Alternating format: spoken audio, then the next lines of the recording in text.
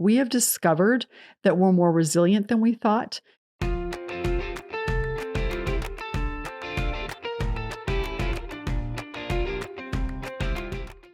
Hi, everyone. It's Kara Goldin from The Kara Goldin Show, and I'm so excited to have Whitney Johnson on. Whitney is the author of an amazing book that I have right here called Smart Growth, and also the CEO of Disruption Advisors. We will hear more on this episode about the book and really about Whitney's journey, which is so incredible. She is one of the top management thinkers in the world and a member of the incredible group Thinkers 50, 2020 top voice on LinkedIn as well. And she is the host of the popular Disrupt Yourself podcast as well.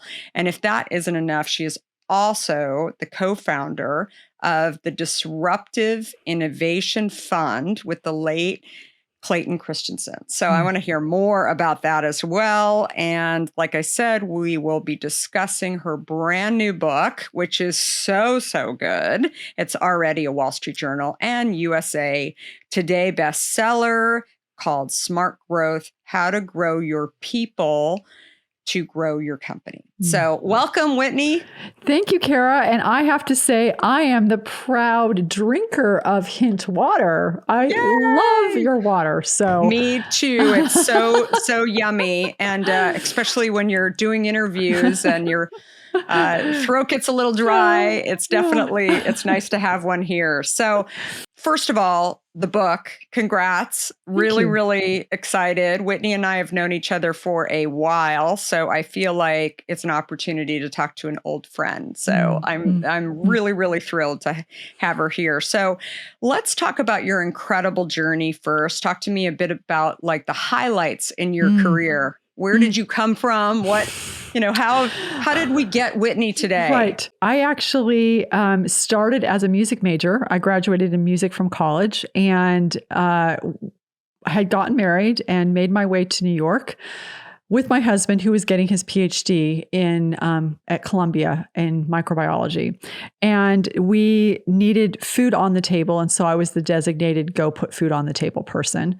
Started as a secretary working for a stockbroker and discovered this whole world of Wall Street because I had grown up in California. I didn't know what Wall Street was. And I saw all these young men sitting across from me in this bullpen, trying to open up stock accounts. And as I watched them, and they were saying things like, throw down your pom-poms and get in the game. And I was offended because I was a cheerleader in high school. I needed to throw down my pom-poms. And so I started taking business courses at night, accounting, finance, economics, and had a boss who believed in me, which allowed me to move from being a secretary to a banker. Would not have known to call it this then, but that was the beginning of me disrupting myself. And I'll talk about that in just a minute. I then moved from investment banking to equity research. I was an institutional investor ranked analyst for 8 years. So I was picking stocks. And while I was doing that, I discovered two things. Number one is that I liked thinking about the momentum of people more than I did of stocks. I also discovered disruptive innovation, Clayton Christensen, his work. It helped me understand what was going on in the emerging markets as I was picking stocks of, this is what's going on. Wireless is disrupting wireline. Very interesting explanatory mechanism. And then realized, if I really want to get to where I want to get to in my career, maybe I need to disrupt myself. And so that was another big aha. So I had more interested in people than stocks. Disruption applies to people, not just products. And so eventually left Wall Street, co-founded the Disruptive Innovation Fund with Clayton, did that for about 5 years. And then in 2012, I had this decision that I really wanted to chase down these ideas. And so I sold my stake and started to focus on building out this intellectual property around personal disruption and the S-curve of learning, which I can talk about in just a minute, but really focusing on growing people to grow your company. And so now I have a tech-enabled talent development company where we help people figure out where they are in their growth, and then we wrap coaching and consulting around it. So that I started as a music major, and now I run my own business. Incredible. So before we jump into the highlights of the book, I want to hear, so you touched on, you ended up selling your share, but you were doing the Disruptive Innovation Fund. So with the late Clayton Christensen. So what did you learn from that? What was it, first of all? Yeah. So what had happened is when I left Wall Street as an equity analyst, I knew Clayton's work. I was working with him on a number of volunteer projects, and he wanted to start this fund because people were saying to him, why don't you put on a trade of going long Netflix and short Blockbuster? And it was working. And so he thought, maybe I should start a fund investing in disruption. And so he wanted to do this. He had a son, Matt, who now runs the fund. He was just graduating from business school, but neither of them had worked on Wall Street. And so he asked me to join them as a co-founder. It was interesting in the sense of we had a barbell approach. On the one hand, we were invested in publicly traded securities like Netflix, like Salesforce, like Intuitive Surgical, but we also had a venture arm as well, where we were investing in things like Coupang. So unusual in that it was a hybrid of both venture and publicly traded securities. So that's what we did. And like I said, today his son is the managing member and continues to run the fund. Such a great experience. I think it's so fun when I talk to people about their journey, because again, I started out as an executive assistant as well, and you just kind of grew. I mean, nobody would have ever sort of predicted that you would have been doing, equity analysts. You were definitely, a co-founder of a fund. I mean, all of those things are just incredible. And then where you are today, not only starting your own business, but also author of books. And I know you've also run incredible conferences too, where you bring just great thoughts. And I remember the one that I spoke at, I walked away just really holding on to my head because it just I felt like so many ideas. I mean, you really know how to get people thinking and growing more than anything. So I really love that about you. So that's what we need more of. We need more Whitneys in the world. Thank you. Well, I have to just toss the ball back to you for a nanosecond, because one thing that I loved, and you told the story when you came on my podcast, was the story when you went to New York and how you applied for a job and you just showed up and said, hey, the CEO told me to come call him. And you did. And I just admire that moxie so much. And so just mutual admiration society. Thank you. Well, that's really, really nice. So, okay. So the book, so good. I'm not kidding. It's definitely something that whether you are trying to grow yourself or trying to grow your team, I kept thinking, does this apply just to larger teams? No. Smaller teams. I mean, it really is kind of a playbook, how I thought about it. So really, really great. So you suggest that 2022 will be a year of tremendous growth in the workplace, and that everyone is talking about the Great Resignation, would be better called the Great Aspiration. Talk to me a little bit about your thinking there. Yeah. So psychologists have found that periods of trauma and severe stress are like a pandemic, are often followed by tremendous growth, and they call it post-traumatic growth. And so when I look at what has happened over the past couple of years, is we've all been through this very harrowing experience. And in the process of dealing with the pandemic, we have discovered that we're more resilient than we thought. We've developed all sorts of capabilities that we never thought we would develop. And so as we're coming out of the pandemic, this notion that after going through this difficult experience, people are giving up, they're resigning, they're quitting, doesn't make sense to me. Yes, they are quitting their jobs, but that's not the motivation. It's not we're giving up. There's some of that, but I would say in general, it's people saying, I have seen that I'm capable of more than I thought I was. I have seen that I want a different life for myself, for the people I love. They're aspiring to more. And so if as business leaders, we could reframe this and say, people are aspiring to more, and I'm going to help them achieve what they want to achieve their potential by reframing this as the great aspiration, you would have the tools and the mindset that you need in order to retain your people.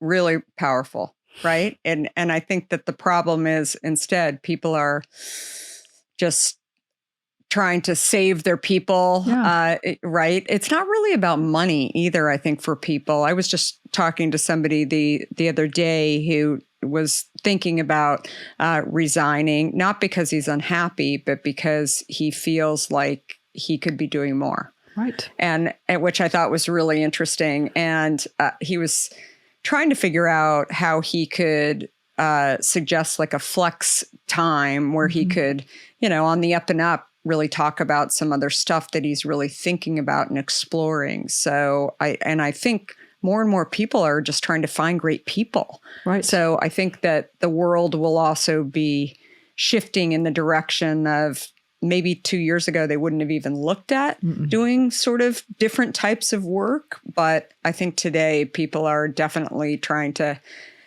keep workers and great workers and find great workers. So really like the future employees' hands more than anything. Mm-hmm. Yeah. And it's exciting to think this worker that you're talking about, that he's actually a great illustration of what we just described. He's not quitting. He's saying, I want more. So let me figure out how I'm going to structure that.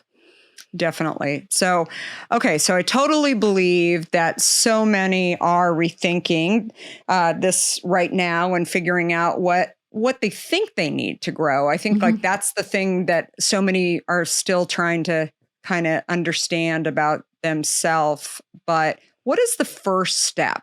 What would you say? I mean, you talk a lot about this in Smart Growth when you're really trying to audit your own life and excavating your shadow values. Can you talk a little bit more about this? Yeah, absolutely. So very simply, what I put forward in the book, let me just back up quickly for people who might not be familiar with the S curve, is the S curve of learning. Well, the S curve itself was developed by Rogers. He's a sociologist, and lots of people familiar with product know it very well. My insight was that you could use this to help us understand how we learn and how we grow. And so whenever you start something new, like you start a business, you start a new role, you start a new job, you're at the launch point of that S, and growth is initially, it's happening, but it feels slow because everything is new and you're making lots of predictions and they're wrong. And so your dopamine drops. And so it feels like an absolute slog. And you think, why did I decide to do this? But you also then know this is what the launch point is like. I'm tracing the emotional arc of growth.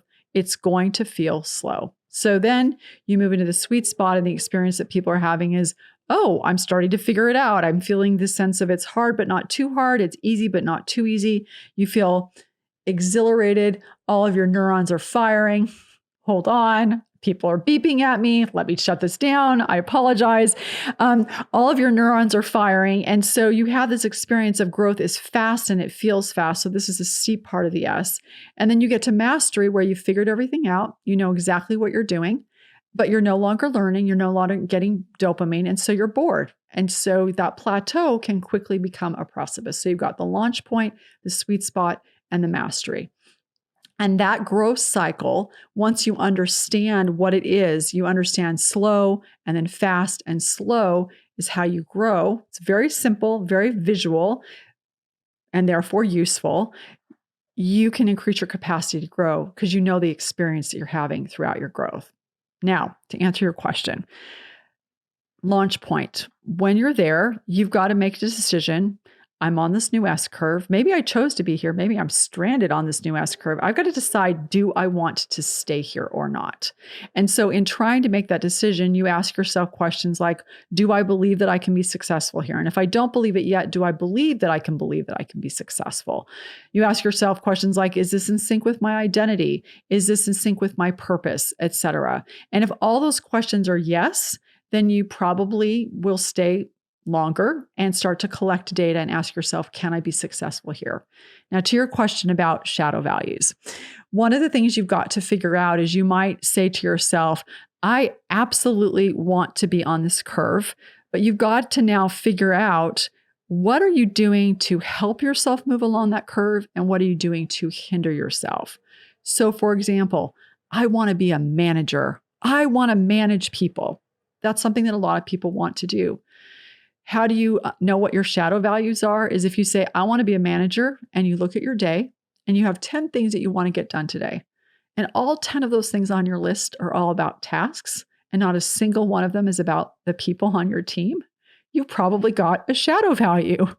The shadow value is telling you, well, yeah, I say people are important, but in fact, I have this value that says if I'm not doing things, I'm not productive. And if I'm not productive, I'm not valuable. So I'm just going to prioritize tasks. Now, that may be okay if you want to be an individual contributor. But if you actually want to be a manager, you've got to excavate and you look at the gap between what you're saying is important and what you're actually doing.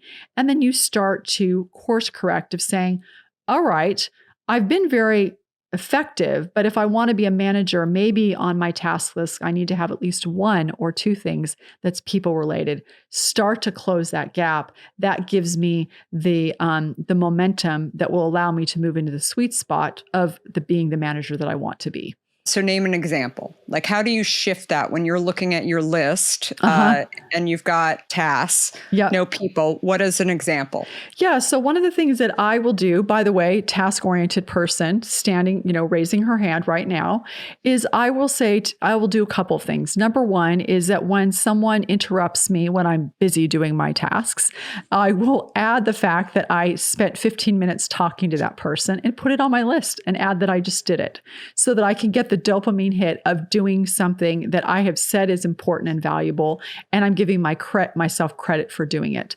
Another thing that you can do, and I do, is I say to myself, all right, I'm going to make sure that today I have at least one conversation with a person on my team and ask them how they're doing. Do you feel like you're making progress in your role that you want to make? And just do a check-in with them on a human basis, as opposed to a robot basis. Have a check-in with them of what they're doing, what they're thinking, how they're doing, so that I've added into my tasks that human interaction of checking in with my people, so that I start to close that gap. That's amazing. And I think to some extent, people might even be doing more around people than they give themselves credit for. I like that. Yes, I think you're right.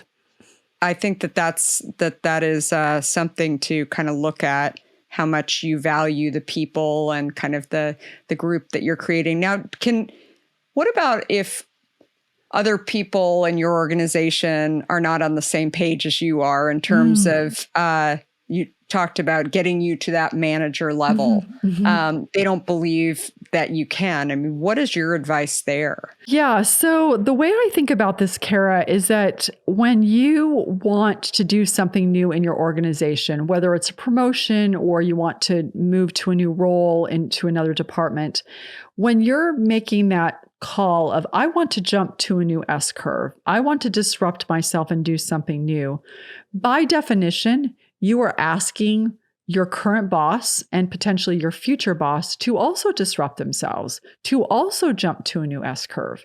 And they're saying, I don't want to jump to a new S curve. I like the one I'm on with the people that I have. Why would I let you go do something else? Why would I take someone new on my team? And so if you can think of it that way, of what jobs are they trying to get done?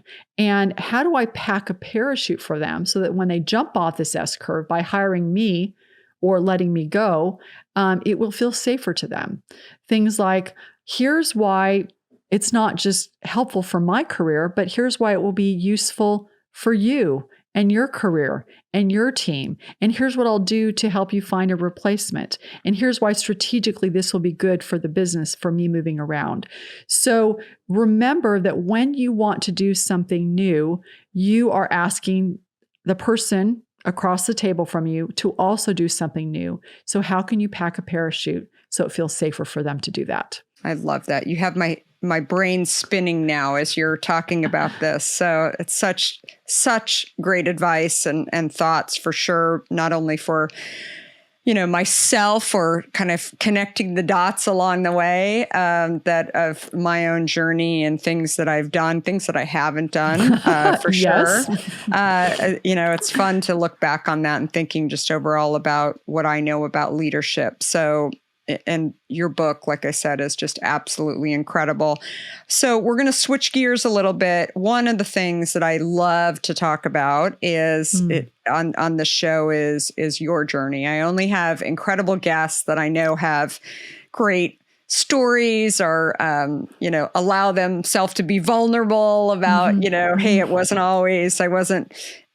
life wasn't always perfect along the way. So you've had an amazing career, and, not only can you look at your own career, but also you have an amazing experience in working with so many companies along the way. Can you share a story somewhere in your career where you faced a huge challenge and you weren't sure that you were going to be able to get back up again or get out of the situation? What did you learn from that experience? The thought that comes to mind is that after I left Wall Street, so I had now been an institutional investor ranked analyst for 8 years, and I was very good at stock picking and probably a little bit full of myself, and had become an entrepreneur. And I like investing in people. I like investing in their dreams. And I had a friend who I thought had a very good idea. She wanted to start a magazine. It was around organization. This is back 2008, where we still did magazines. And it was a good idea. And at one point, the circulation got to 100,000. It was very good. But here was the problem. I was so excited about it and so impetuous in many ways of just wanting to move off the launch point of that S-curve as fast as I possibly can. And sometimes we can be impetuous. You need to stay at the launch point, explore, collect the data, make sure it makes sense. That I made some very critical errors. Number one is that I, even though we were putting in most of the money, we were backing this idea of this entrepreneur, I gave her control. So I put in most of the money. She kept control, and I sort of steamrolled my husband into getting involved, even though he did not want to. So what are the lessons that I learned? One is we lost a lot of money that really, really hampered us financially for a number of years. The second thing that I learned is that my husband, he is my most important truth teller. He loves me. He will support me. And when he disagrees with me, I need to listen. It doesn't mean I'll do exactly what he says, but it means I need to consider it and not just, I'm going to do what I want to do. And so those were very important. Oh, and then the third thing I learned is that when you have a business deal, you have a contract that you've done at the outset. And you're very, very careful about putting in guardrails because you don't know. You think when you first start, everything will be wonderful and exciting, but sadder and wiser grow later. It wasn't wonderful and it wasn't exciting. And it so happened that this entrepreneur's partner was a lawyer. So that was a problem too, because they could just keep papering things and there was nothing that we could do. So I learned the importance of staying on the launch point longer, collecting your data, making sure that when your truth tellers talk, you listen and you consider it.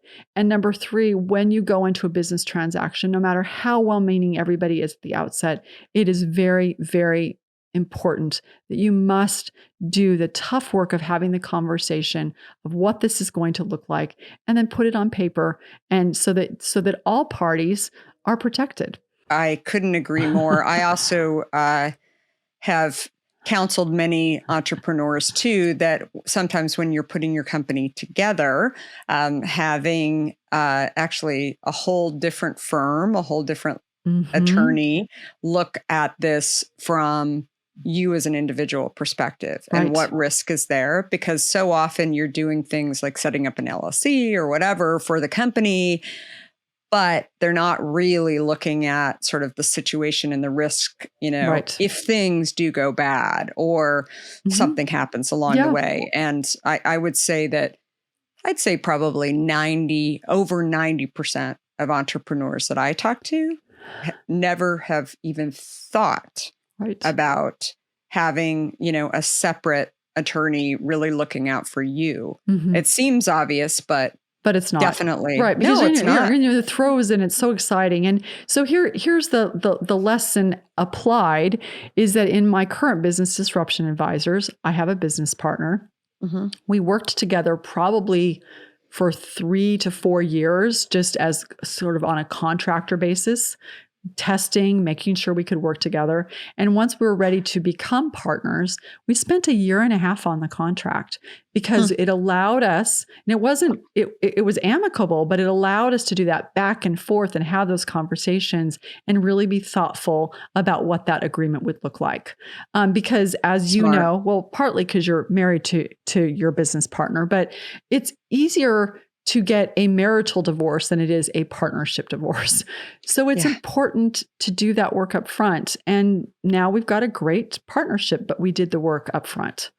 I love that. Such important lessons there. So great. So where do people find out more about you? And I know you do a lot of writing for Harvard Business Review, and I've seen many others out there as well. And then obviously the book, Amazon, on your website, etc. Yeah. So what I would say, Kara, that would be really fun is to put in the show notes the article on Harvard Business Review that came out this month, because it's got a little feature with you and you in it. I would love to. And so another place is I have the Disrupt Yourself podcast, which you have been on twice.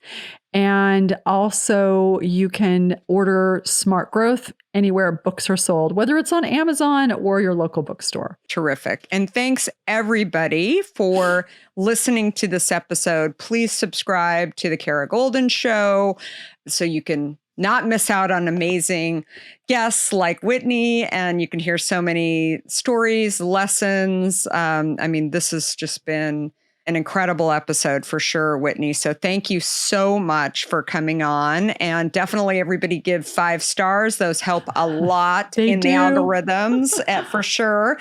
And find me on all social platforms as well at Kara Goldin with an I. And don't forget to pick up a copy of my book, Undaunted. If you haven't had a chance to read it, it's also on Audible. And we are here every Monday and Wednesday. So thanks everyone for listening, and have a great week, and goodbye for now.